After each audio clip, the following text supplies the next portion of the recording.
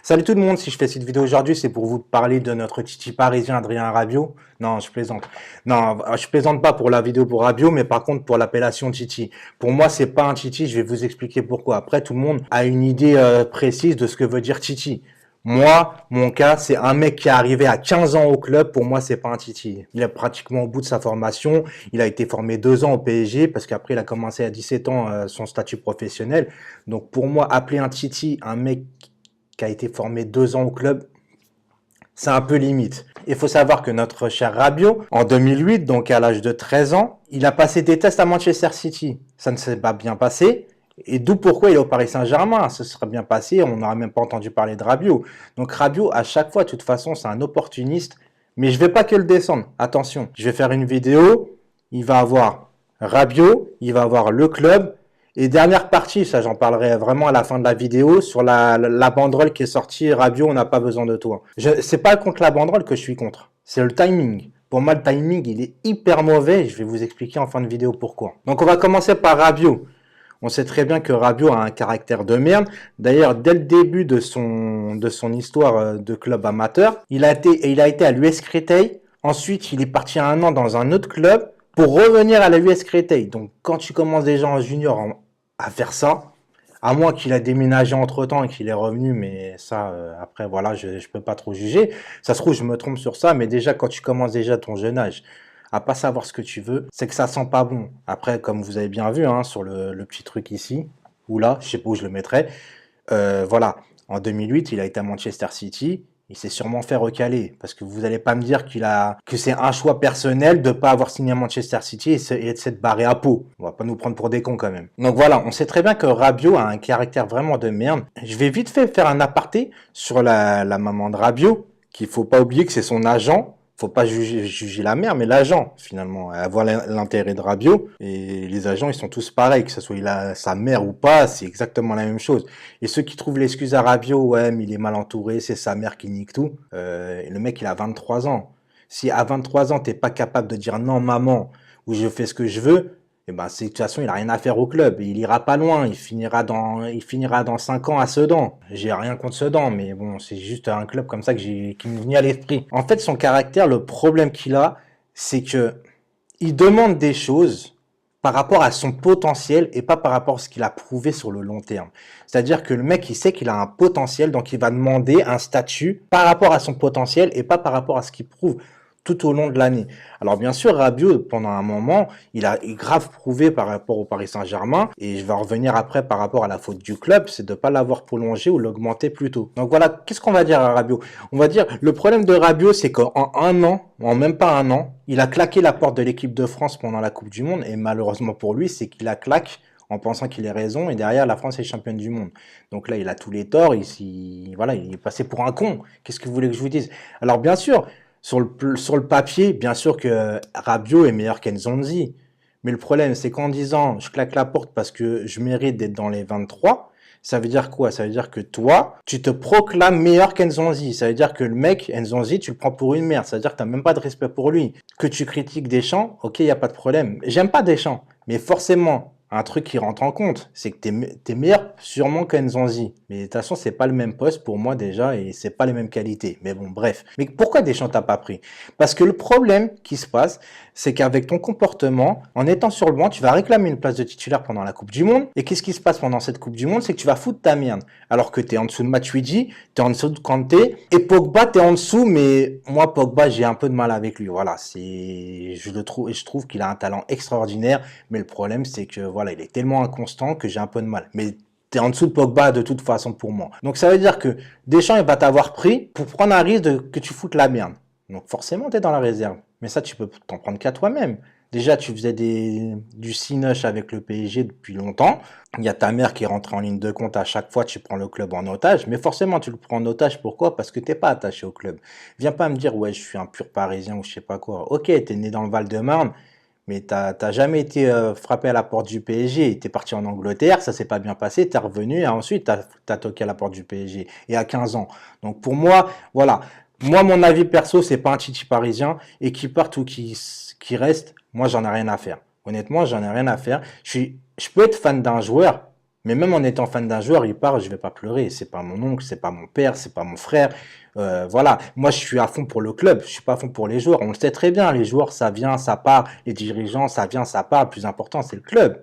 Pourquoi vous vous attachez autant à un joueur et vous prenez parti? Moi, le problème, c'est que je prends pas parti pour Rabiot et je prends pas parti pour le club. Parce que pour moi, les deux sont en tort. Mais c'est un divorce inévitable. Donc je vais me prendre sûrement des insultes de la part des fans de Rabiot, des insultes par rapport à ceux qui soutiennent le club par rapport à ça. Mais bon, tant pis, je dis ce que je pense. Et pour moi, l'un et l'autre ont des torts, mais monumentales. Rabiot, bah, j'ai fait un peu le descriptif, c'est-à-dire que c'est son caractère de merde qui va pas.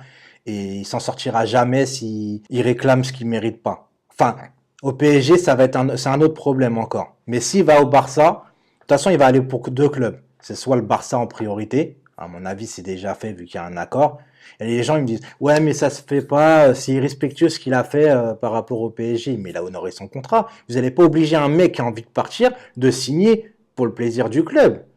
Si le mec il a plus envie d'être là, il a plus envie d'être là. Alors les gens, il y en a ils me disent ouais mais il aurait pu re-signer pour après être vendu. Mais ce que vous savez pas, c'est que les dirigeants du Qatar, vous avez vu la culture du Qatar là-bas ou pas?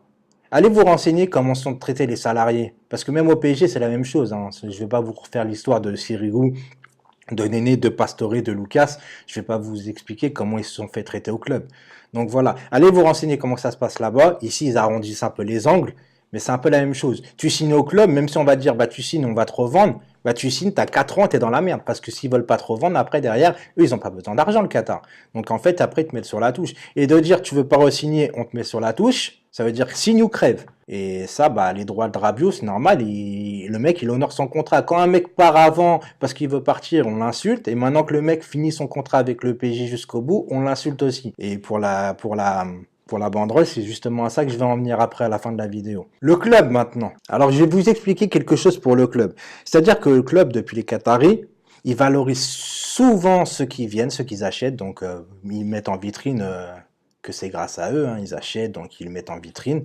On va prendre l'exemple d'un joueur que j'admire beaucoup, Marco Verratti. Là, Verratti, justement, c'est un joueur que j'admire, mais je comprends pas par rapport à Rabiot. Donc, le contrat de Rabiot, ça fait 4 ans, déjà. C'est depuis 2014. Il avait signé un contrat de 5 ans, donc ça va se terminer en juin 2019. Comment expliquer que Rabiot, en 2014, ait signé un contrat de 5 ans pour 250 000 € et que Verratti est arrivé donc en 2012, mais pendant 6 ans, tous les ans, le mec a été revalorisé et reprolongé. Comment on peut expliquer ça alors que Verratti a une d'énormes blessures? Moi, je suis le premier à dire que Verratti, depuis 3-4 ans maintenant, il stagne. C'est-à-dire que le mec, même en stagnant, il est revalorisé, il est reprolongé, et par Rabiot. À un moment donné, faut comprendre aussi le mec, qui est Adrien Rabiot, avec tous les torts que j'ai expliqués avant. Pourquoi le mec se sent lésé? Le mec, il était là avant. Le mec, il est devenu important pour le club à un moment précis. Pourquoi tu prolonges pas Rabiot? Alors, si tu prolonges pas Rabiot parce que tu te dis, ah, avec son comportement, je sais pas, non, je pense qu'on va pas le prolonger. Bah, si tu veux pas le prolonger, tu le vends un an avant. Tu le vends l'année dernière.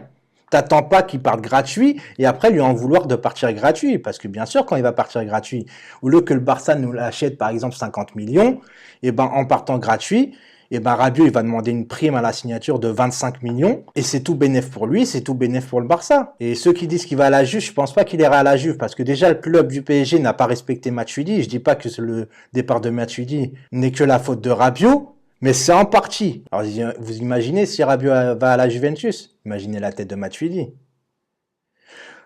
Donc voilà. C'est honnêtement je tape sur la table, je sais même pas pourquoi.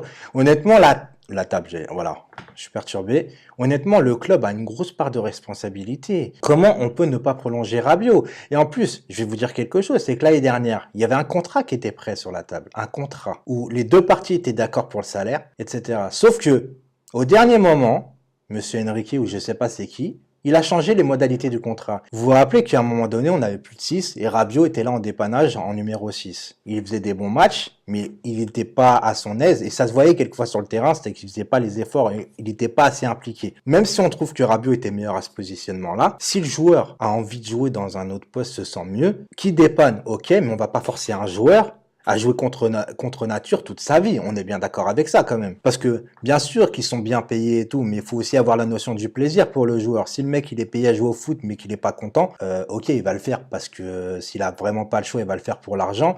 Mais il y a la notion de plaisir qui est aussi importante pour moi, pour le joueur.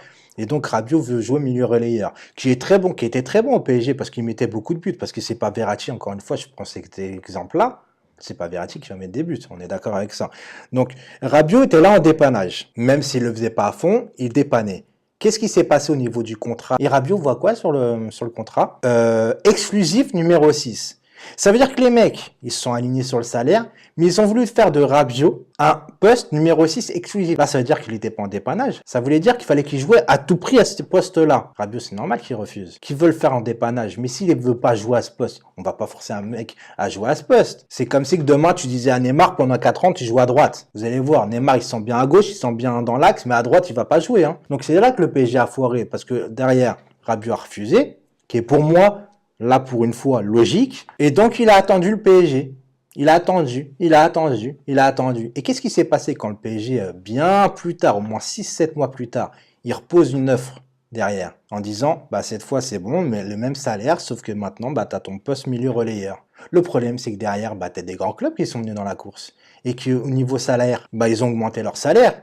Et moi, je connais pas une personne qui accepterait de jouer au foot dans le même club. Sauf que dans les autres clubs, ils payent plus cher. Si le club maintenant du PSG veut garder Rabiot, c'est normal qu'il s'aligne sur les offres des autres clubs. Parce que Rabiot se sent plus valorisé dans les autres clubs. Donc c'est au club maintenant d'avoir le même salaire. Mais c'est de leur faute. Ils auraient pas dupé Rabiot, et ben il aurait déjà signé. On va venir maintenant pour la banderole. Alors Rabiot, on n'a pas besoin de toi, je suis tout à fait d'accord avec ça, mais le timing vraiment les mecs... J'ai rien contre les ultras, hein, au contraire. Mais les mecs, ça me fait penser un peu à un couple, tu vois, où ta copine, tu sais qu'elle va te quitter et tu vas lui dire avant elle que tu la quittes, même si t'as pas envie de la quitter. Tu vois, t'es au pied du mur, donc tu dis quelque chose. C'est nul, c'est nul. Ça fait 2 mois que je dis que Rabiot manque de respect au club. Pourquoi? Pour son implication sur le terrain, et j'avais dit qu'il était déjà ailleurs dans sa tête. Contre Naples, c'était catastrophique. Il se relevait au ralenti, il revenait en marchant. Et ça a continué, ça a continué. Et quand il a eu la punition, quand il arrive en retard avec Mbappé, les deux ont été sur le banc à Marseille. T'en as un, Mbappé, il est rentré en mode à bloc, et Rabiot vexé, et après il a fait son chichi derrière, pardon. Donc ça veut dire quoi? Ça fait 2 mois qu'il est comme ça, la banderole. Mais là, il y a 2 mois, pourquoi t'attends maintenant? Tu attends maintenant de mettre la banderole, pourquoi? Parce que maintenant, tu sais qu'il va pas signer au club. Mais ça veut dire quoi? Ça veut dire que hier, lors d'Orléans PSG, Enrique, il aurait dit, Rabiot signe au club, la banderole n'aurait pas été dévoilée. Alors que pourtant, il a manqué de respect au club. Et le problème, c'est que cette banderole a été mise par rapport qu'il veut pas signer. Mais ça, c'est son droit. Il n'y a pas d'irrespect de pas signer dans un club. Il honore le contrat. Donc pour moi, alors il y a plus d'importance et plus de logique de mettre une banderole au moment où il manquait vraiment de respect au club et pas sur cette excuse-là. Voilà, c'est tout ce que j'avais à dire sur cette banderole. Pour moi, c'est important de le dire, même si je risque d'avoir un peu d'insultes par certaines personnes.